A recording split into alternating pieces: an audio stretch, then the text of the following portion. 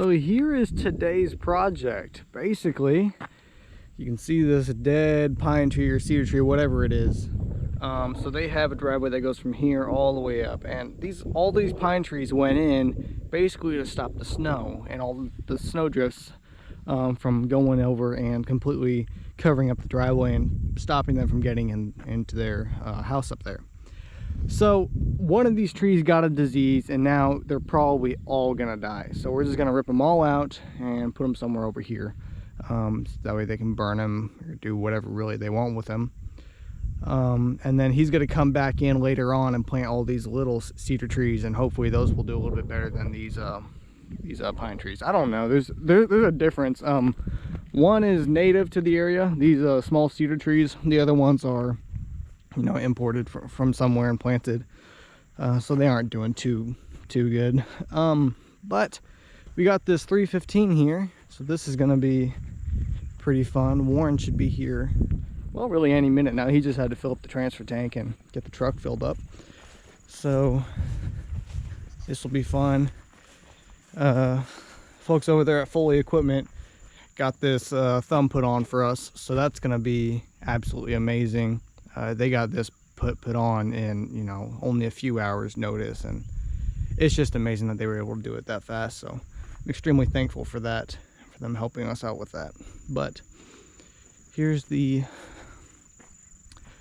cedar trees, like a different shot of it. You know, there's a few in here that already died, fell in the driveway. He had to cut them up and whatnot. But really, the only thing we got to watch out for is just these power lines, and I don't see where DigSafe marked anything over there, so we should be good as far as that goes. So let's get started.